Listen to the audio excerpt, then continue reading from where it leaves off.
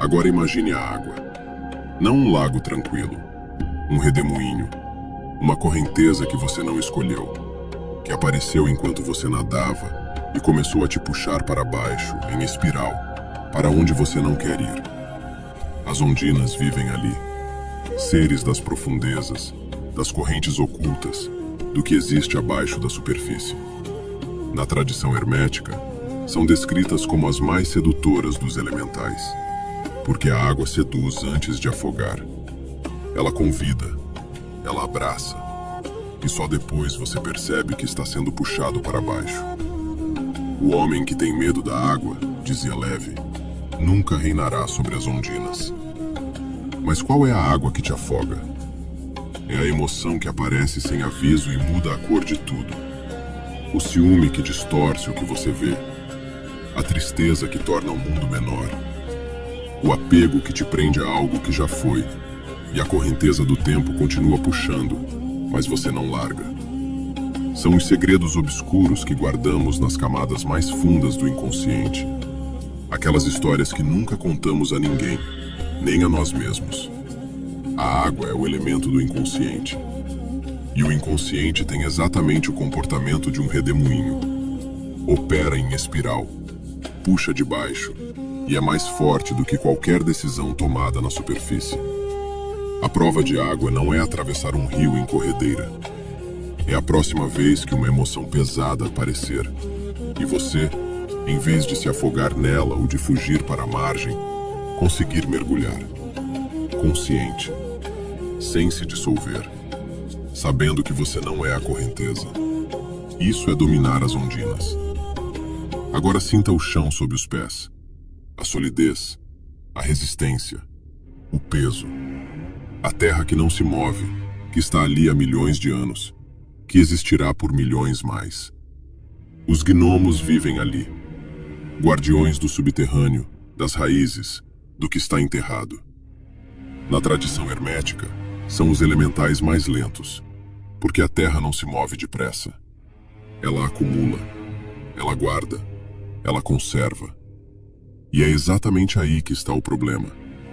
A terra interior são as nossas certezas, as crenças que carregamos há tanto tempo que já não reconhecemos como crenças. Parecem fatos. Eu sou assim. As coisas são dessa forma.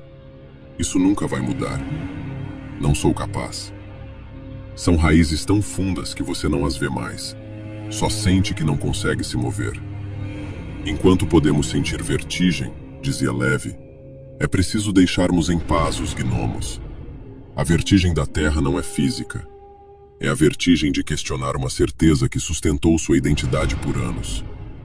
É o enjoo de olhar para uma crença fundamental e perguntar: isso é verdade? Ou é só o que aprendi a acreditar?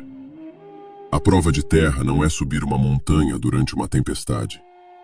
É a próxima vez que alguém desafiar uma certeza sua.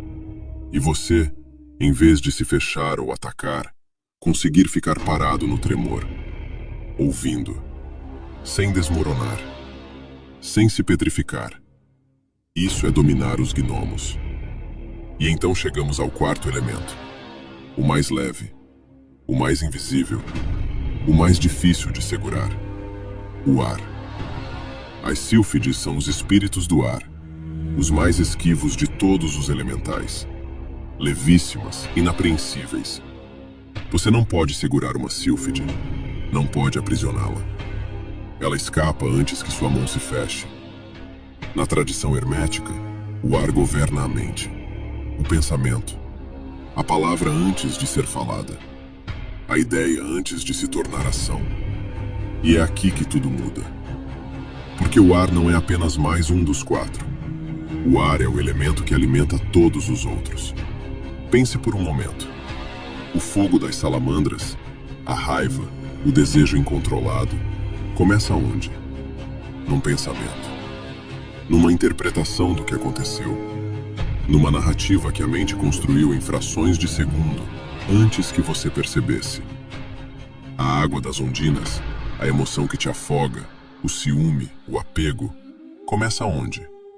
Num pensamento, numa memória ativada, numa projeção que a mente lançou sobre o presente. A terra dos gnomos, as certezas que te aprisionam, são feitas de quê? De pensamentos repetidos tantas vezes que se tornaram invisíveis. De pensamentos que já não reconhecemos como pensamentos. O ar é a fonte.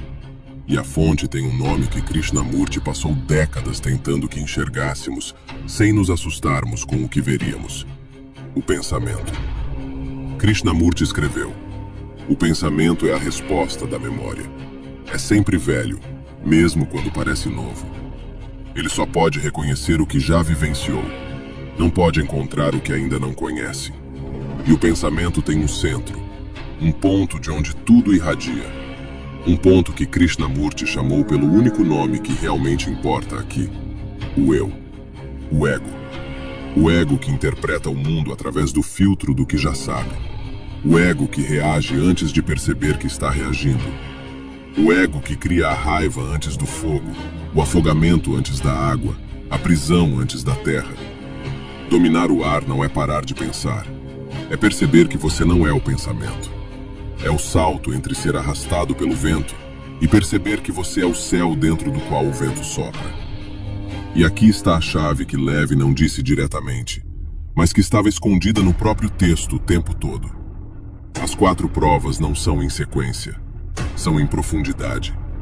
Você não domina o fogo, depois a água, depois a terra, depois o ar. Você trabalha o ar, e os outros 3 se tornam domináveis. Porque quando o pensamento para de gerar automaticamente a narrativa que transforma uma situação em raiva, a salamandra perde seu combustível. Quando o pensamento para de projetar memórias do passado sobre o presente, a ondina perde sua correnteza. Quando o pensamento para de repetir certezas como se fossem fatos, o gnomo perde suas raízes. A sílfide é o guardião mais poderoso porque está na origem de tudo. E a única prova que doma uma sílfide é a presença. Não o pensamento sobre a presença. A presença em si. Aquele instante em que você percebe o pensamento acontecendo sem ser arrastado por ele. Então voltemos ao começo. Levi escreveu que para dominar os espíritos elementais é preciso ter sofrido as 4 provas. E que como as iniciações não existem mais, é necessário substituí-las por ações análogas. Ações análogas. Ele já estava dizendo que as provas físicas eram metáfora, que o que importa é a qualidade da experiência, não o cenário. A sua iniciação já começou. Cada vez que a raiva subiu e você ficou de pé, prova de fogo. Cada vez que uma emoção pesada apareceu e você mergulhou sem se dissolver, prova de água. Cada vez que uma certeza foi desafiada e você ouviu sem desmoronar, prova de terra. Cada vez que você percebeu um pensamento acontecendo sem ser ele, prova de ar. Você não precisa de um redemoinho num rio. O redemoinho está disponível na próxima conversa difícil. Você não precisa de uma fogueira na floresta. O fogo está disponível na próxima vez que algo não sair como você planejou. A iniciação não acabou. Ela só trocou de endereço. E os guardiões ainda estão lá. As salamandras, as ondinas, os gnomos, as sílfides. Eles não obedecem a títulos, a conhecimento acumulado, a anos de leitura. Obedecem a uma coisa apenas: a prova de que você não tem mais medo do seu território.